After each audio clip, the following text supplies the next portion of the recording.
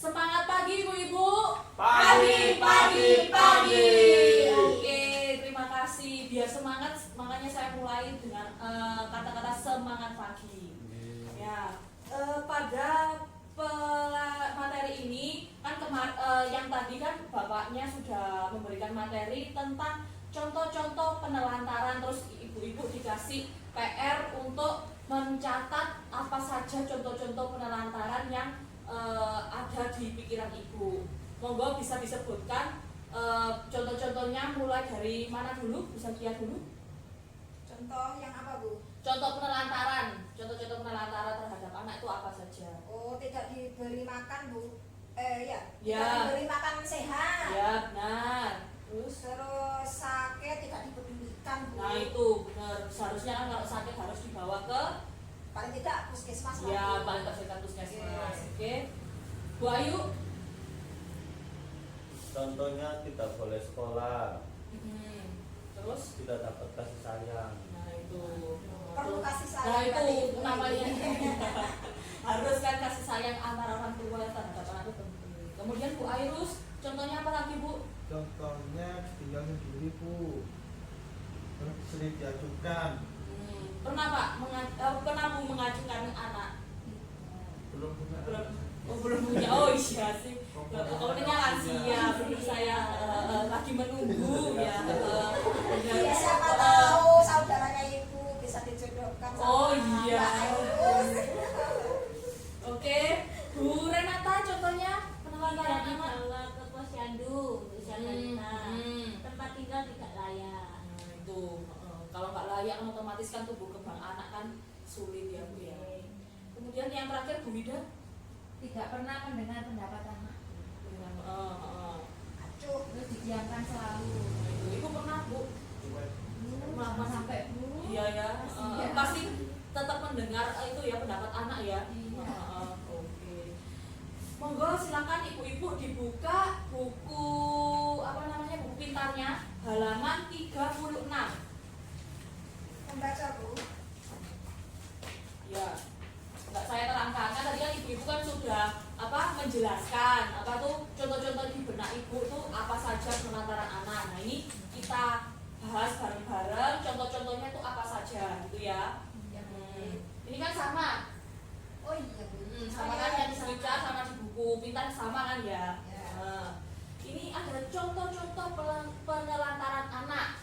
Yang poin pertama, tidak memberi makanan sehat, aman dan bergizi. Jadi yang tadi Bu Sakia bilang memang pemberian makanan gizi terhadap anak itu sangat penting supaya anak bisa bertumbuh kembang dengan baik, kemudian dapat gizi yang seimbang juga seperti itu.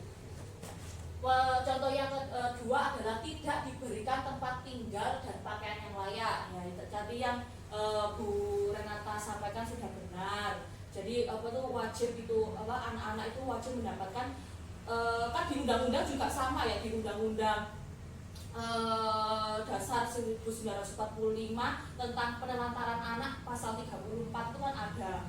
Nah itu kan wajib mendapatkan tempat yang layak seperti itu. Kemudian poin ketiga, tidak pernah diberi waktu dan kesempatan bermain. Nah, kalau anak seusianya misalnya SD harus disuruh bekerja terus nggak diberi kesempatan untuk waktu bermain, otomatis kan anak kan jadi jenuh, terus nggak punya pergaulan yang baik. Nah itu kan salah satu juga penelantaran anak terhadap anak juga. Keempat, tidak diizinkan sekolah. Nah kan kalau di PKH kan wajib ya sekolah, wajib belajar dari SD sampai 12 tahun belajar SD sampai SMA. Nah itu kan wajib. Kalau misalnya tidak punya ijazah sekolah, otomatis kan untuk mendapatkan pekerjaan kan nanti anak-anaknya itu kan sulit seperti itu. Selanjutnya, tidak melakukan imunisasi terhadap anak. Nah ini yang paling poin yang mengkhawatirkan juga ya, tidak melakukan imunisasi kan takutnya kan kalau ada penyakit terus dia tubuhnya anak tersebut tidak kebal terhadap penyakit tersebut karena gara-gara tidak imunisasinya kurang. Nah itu kan bisa jadi penyakit bagi anaknya juga. Bu, mau tanya tetangga saya itu loh kok nggak mau imunisasi, katanya itu anaknya nanti harus diedukasi itu kan. Soalnya kan ibu-ibu kan kalau misalnya KPM PKH kan enak ya, ketemu bareng sama pendamping, sering mendapatkan materi. Nah yang tetangganya ibu itu yang tidak pernah mendapatkan materi, monggo di sharing ilmunya. Kalau misalnya imunisasi itu bukan pemberian zat kimia yang tidak layak, padahal imunisasi adalah untuk penambahan sistem kekebalan tubuh pada anak tersebut, seperti itu. Ya paham ya Bu ya. Oke. Terus ini tidak ke posyandu untuk menimbang berat dan ukur tinggi badan. Nah ini kalau misalnya anak tidak mengetahui tinggi berat badannya, otomatis kan kita nggak tahu bahwa anak tersebut itu di bawah garis merah apa enggak gizinya. Jadi kalau misalnya terpantau oleh posyandu, otomatis kan kita tahu kalau misalnya oh ini kurang gizi, harus ditambah gizi. Kalau misalnya kelebihan gizi, otomatis kan bisa dikurangi juga. Bagaimana menangani anak yang obesitas kalau yang kelebihan gizi seperti itu. Selanjutnya, tidak dibawa berobat ke puskesmas atau layanan kesehatan lain ketika anak sakit. Nah, hak anak itu kan kalau misalnya anak sakit kan wajib ya orang tua itu memberikan pelayanan kesehatan terhadap anak. Jadi kalau misalnya tidak tertangani di rumah oleh obat-obatan yang disimpan di rumah, otomatis orang tua kan wajib untuk meletakkan atau menaruh anaknya konsultasi ke dokter, ke puskesmas terdekat, seperti itu. Selanjutnya, tidak mendukung pendidikan anak. Nah ini salah satu contoh penelantaran juga. Kalau misalnya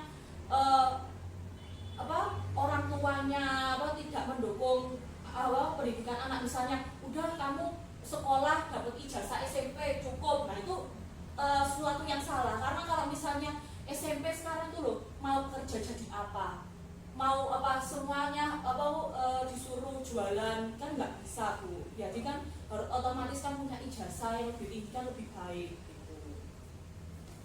Kemudian tidak memberikan kasih sayang. Nah kasih sayang tuh penting ya Bu, supaya supaya bisa anak tuh lebih dekat dengan orang tua, komunikasi anak dengan orang tua juga baik, seperti itu ya Bu. Kasih sayangnya ibu sama anaknya, komunikasinya sudah baik apa belum? Alhamdulillah Bu, baik. Baik ya, enggak. Kalau marah-marah kayak kan modul yang pertama ya tentang cara merawat anak, apa sudah diterapkan tidak marah-marah gitu? Kalau marah kan kadang marah. Ya. Cuman nanti mensiasatinya kan minta maaf. Orang tua kalau salah kan tidak malu minta maaf pada anak lah. Nah itu benar wajib itu. Kalau misalnya kita melakukan kesalahan itu pun kita juga wajib untuk minta maaf kepada anak. Bukan hanya anak yang minta maaf kepada orang tua. Kan biasanya kan orang-orang tuh mikirnya kalau misalnya seringnya yang salah tuh anaknya, padahal belum tentu. Orang tua juga bisa salah. Misalnya salah dalam pola pengasuhan, terlalu sering memukul, main fisik, itu kan juga salah satu yang salah gitu. Jadi harus minta maaf terhadap anak. Oke. Kemudian tidak mendengar pendapat anak. Nah ini ibu-ibu selalu nggak mendengar pendapat anak. Misalnya anaknya aslinya kepingin menentukan sekolah. Nah itu menentukan sekolah, anaknya kepingin sekolahnya di sini. Terus orang tuanya kepinginnya di sini. Nah itu ibu pernah nggak mendengarkan anaknya atau menuruti ego orang tua? Mendengarkan Bu. Pasti ya. Iya Bu. Paling pas mau ngekot malah tak rumah. Oh iya, kali itu kan kasusnya berbeda gitu. Oke.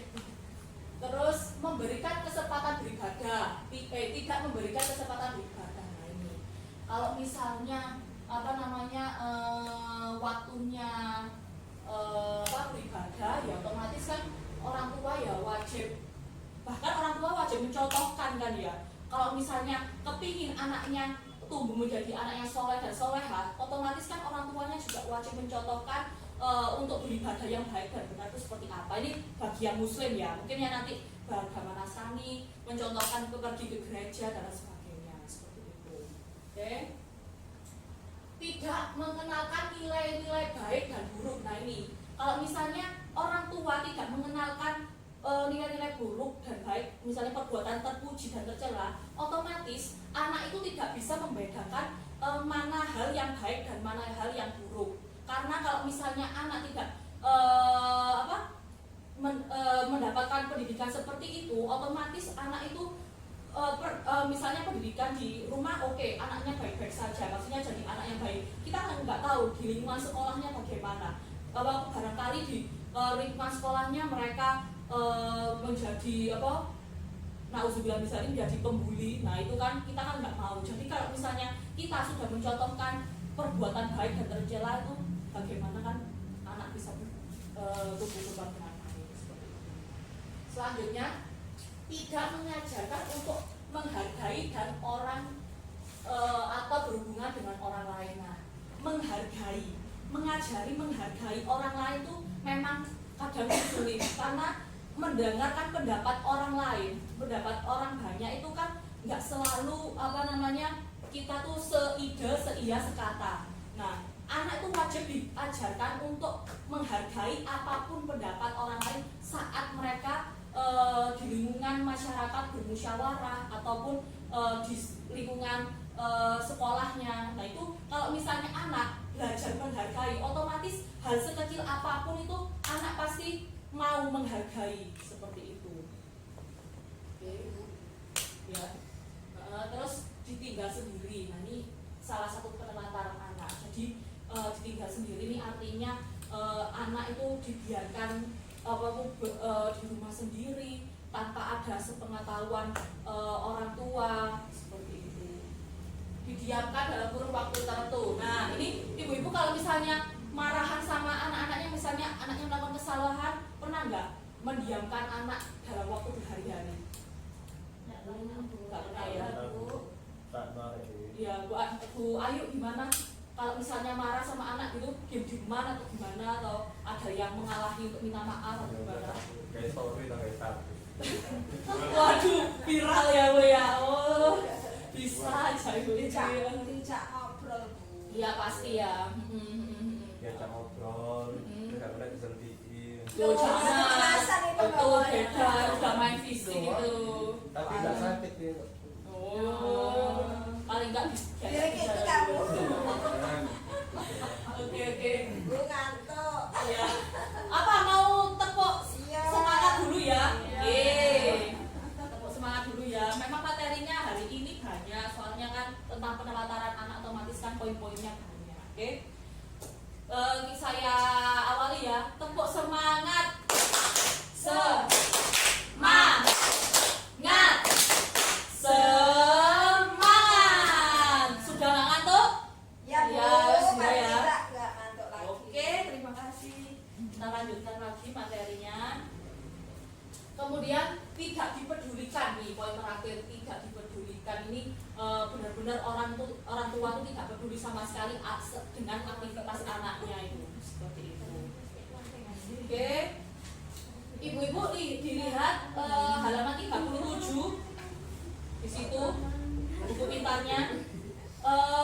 Bu Renata minta tolong dibaca poin 1 sampai 4. Akibat penelantarannya itu apa aja? 1. Putus sekolah. 2. Kurang gizi. 3. Celaka, luka, sakit.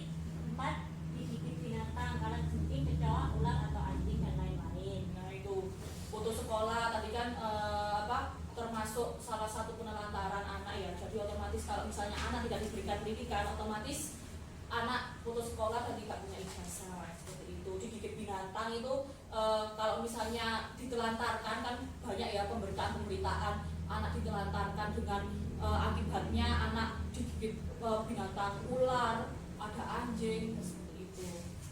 Poin ke-5 sampai 8 Bu Airus mohon dibaca. Poin 8 Bu ya. 5 sampai 8. Sering ketakutan atau tidak berani. Yang keenam, kemampuan berbahasa rendah. 7, anak merasa tidak nyaman. 8, susah bergaul. Benar. Oke, terima kasih Bu Airus. Di situ kan akibat penelantaran yang poin ke-5, sering ketakutan atau tidak berani. Nah ini kan efek dari mereka tuh tidak diberikan edukasi yang baik sama orang tuanya tadi. Kemudian berakibat kalau misalnya tidak punya edukasi, sekolahnya nggak benar, otomatis kan mereka kemampuan berbahasanya rendah. Mohon maaf, kayak kasar, kata-kata kasar. Karena orang berpendidikan tidak pernah untuk berbicara kasar. Mereka akan menjaga mannernya, menjaga attitude-nya, seperti itu.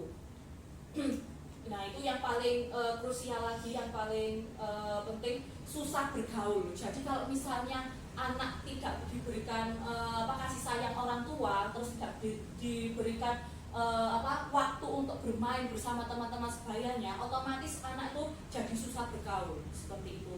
Istilahnya apa? Kuper, kurang pergaulan. Seperti itu. Yang poin 9 sama 10, Bu Ayu, bisa dibaca. Mengalami masalah menyesuaikan diri pada masa yang akan datang. Yang 10, kematian innalillahi. Nah itu, kalau misalnya anak tidak dijaga dengan baik, tidak diberikan kasih sayang yang baik, edukasi juga kurang, itu bisa berakibat kematian juga. Karena kita tidak tahu efek jangka panjangnya kalau misalnya kurang edukasi tersebut. Seperti itu. Ya, baik ibu-ibu, apakah di sini ada pertanyaan tentang materi hari ini? Nggak ada, Bu. Sudah ya, paham ya. Jadi intinya kasih sayang orang tua, kemudian pemberian hak pendidikan anak, kemudian kebebasan untuk berpendapat terhadap anak kepada orang tua, itu wajib dilakukan oleh orang tua tersebut terhadap kepada anak. Karena apa? Supaya anak-anak ini tidak merasa ditelantarkan, seperti itu. Oke, ibu-ibu, ketuk hebat dulu ya, soalnya PR-nya tadi sudah dikerjakan dengan baik dan benar. Oke, tepuk hebat ya, saya mulai ya. Tepuk hebat, hebat, hebat, hebat, hebat.